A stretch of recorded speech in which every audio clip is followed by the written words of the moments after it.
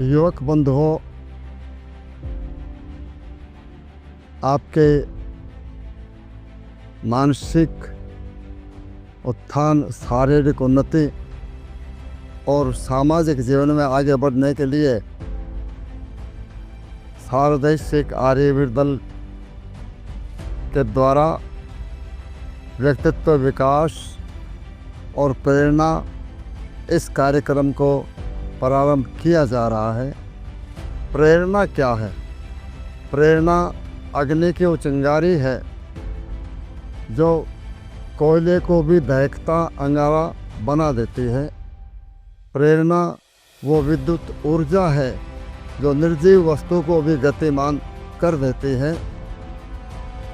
सभी वानर अंगद के समेत जाम्बवंत हनुमान सहित समुद्र के किनारे पर बैठे हैं। लंका में जाने के लिए सामने तो समुद्र है, सब का सिर नीचे है। जाम्बवंत ने कहा, हनुमान, मैं बूढ़ा हो गया हूँ, मैं समुद्र को पार तो जा सकता हूँ, लेकिन वापस आने की शक्ति मुझ में नहीं है। तुम युवा हो, पवन पुत्र हो, तुम्हारे अंदर बहुत शक्ति है और तुम इस काम को करो। और इतना कहना था, हनुमान ने समुद्र में छलांग लगा दी। महाभारत का युद्ध जो है वो दोनों सेनाएं आमने सामने खड़ी हैं। अर्जुन ने श्री कृष्ण से कहा कि मेरा रथ जो है दोनों सेनाओं के मध्य में ले चलो। देखा तो दादा भीष्म है, गुरु द्रोणाचार्य है, कृपाचार्य है और दुर्योधन इत्यादि सारे आपस में भाई तो थे। अर्जुन का उत्साह ढीला पड़ गया और वो धनुष बाण छोड़ करके रथ के ऊपर पर बैठ गया कि मैं युद्ध नहीं करूंगा। उस समय श्री कृष्ण ने कहा कि अर्जुन, तेरे हाथ में तो दोनों हाथों में लड्डू, हाथों व प्राप्स्यति मोर्गम। यदि तुम मारे जाओगे रणभूमि में तो मुक्ति प्राप्त करोगे और यदि जीत गए तो राज्य प्राप्त करोगे। और ये तो अपने पाप से मरे हुए हैं, तुम तो केवल निमित्त मात्र हो, तुम्हारा काम केवल कर्म करना है। और अर्जुन का मोह से दूर हो गया और वो युद्ध के लिए तैयार हो गए।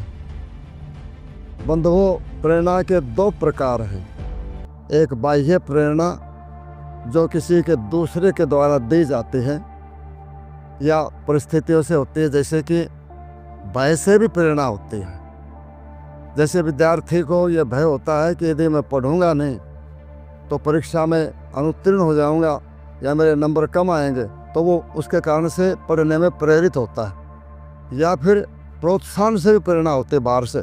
किसी ने कहा कि देखो, इतने मार्क्स लेके आओगे तो तुम्हें इतना पुरस्कार मिलेगा, ये काम करोगे तो तुम्हें ये इनाम मिलेगा। तो बाह्य प्रेरणा के कारण से, प्रोत्साहन के कारण से भी व्यक्ति प्रेरित होता है। तीसरा, कई बार ऐसी स्थिति आ जाती है कि वातावरण इस प्रकार का बन जाता है कि व्यक्ति स्वतः प्रेरित हो जाता है, न चाहते हुए भी परिस्थितियाँ उसको प्रेरित किसी काम के लिए कर देते हैं। तो ये बाह्य प्रेरणा के हो गए। इसके लाभ क्या है? बाह्य प्रेरणा से व्यक्ति कर्तव्य पालन में जुट जाता है, अपने काम से काम रखता है और इधर उधर ध्यान को उसको विचलित नहीं होता है। दूसरा क्या है कि सभी लोग जब काम करते हैं, चाहे वो भय के कारण से करें या प्रोत्साहन के कारण से करें, तो उससे उत्पादन जो है वृद्धि होती है, क्योंकि काम करेंगे तो उत्पादन बढ़ेगा। तीसरा लाभ क्या होगा कि व्यक्ति की कार्य क्षमता जो है बढ़ जाती है। जब व्यक्ति जी जान से जुट करके काम करेगा तो उसकी कार्य क्षमता बढ़ जाती है। लेकिन उसके साथ में हानियाँ भी हैं जिनको भी ध्यान में रखना चाहिए। क्या है? भय के कारण से तनाव का वातावरण बनता है। देखो, इतना काम नहीं किया तो आपका जो है वो वेतन जो है काट लिया जाएगा या आपको ये दंड मिलेगा, आपकी गैर हाजिरी अनुपस्थिति लगा दी जाएगी। तो भय का वातावरण जो है, वातावरण में तनाव बना रहता है और तनाव में कोई भी कार्यकर्ता जी लगा करके काम नहीं करता। दूसरा क्या है कि रचनात्मक कामों में व्यक्ति की रचनात्मक जो गुण है वो समाप्त हो जाता है और अंत में जाकर के उत्पादन गिर जाता है। बाह्य प्रेरणा है।